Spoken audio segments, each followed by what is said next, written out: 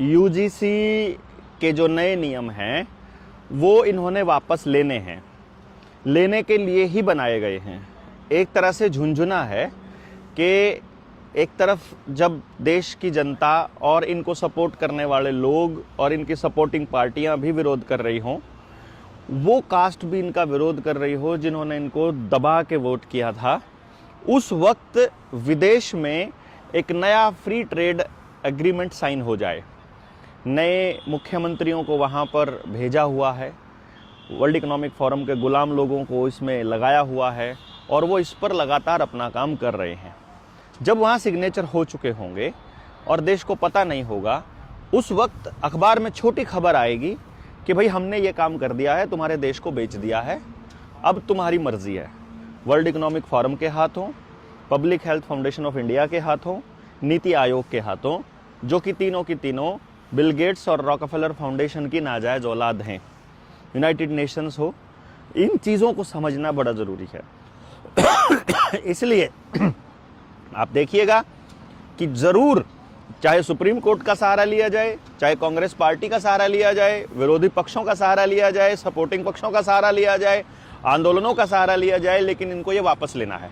जो वापस नहीं लेना है उसके लिए किसानों को 13 महीने तक संघर्ष करना पड़ा और जब देख लिया कि ये लोग नहीं मानने वाले हैं, तब जाकर के उन्होंने वापस लिया, वो भी पंजाब चुनाव से पहले।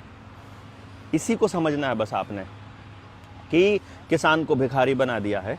इतिहास में लिखा जा रहा है कि आपके माँ बाप इतने निकम्मे हुआ करते थे 2026 में कि लड़की पैदा हो जाए उसके भी पैसे लेते थे, लड़की की शादी करनी हो उसके पैसे लेते थे, बच्चे को खाना दोपहर का खिला नहीं सकते थे इसलिए मिड डे मील सरकार को खिलाना पड़ता था स्कूल में।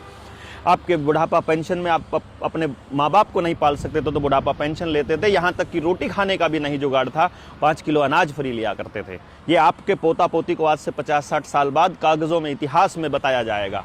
आपको ये भिखारी बनने वाली नीयत को छोड़ना पड़ेगा, गांव की अपनी ज़मीन को क्लेम करना पड़ेगा, स्कूलों की ज़मीन जो इन्होंने धोखे से अपने नाम कर ली है, अस्पतालों की, बणी की, जोहड़ की, मंदिर की, धर्मशालाओं की, चौपालों की, वो सारी ज़मीन वापस रिक्लेम करनी पड़ेगी। गौचरान की और जंगलों की ज़मीन वापस लेनी पड़ेगी।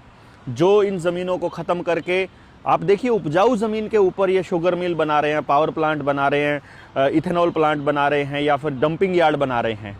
इनको वो फैक्ट्री की ज़मीन बनाने के लिए बंजर ज़मीनें नहीं मिलती हैं क्या? वहाँ पर सड़कें नहीं बना सकते हैं क्या? फूड क्राइसिस, देश के अंदर युद्ध के हालात और गृह युद्ध के हालात, अतिवृष्टि, अति ओलावृष्टि, अतिवृष्टि या जहाँ भूकंप, बाढ़ या इस तरह के हालात ला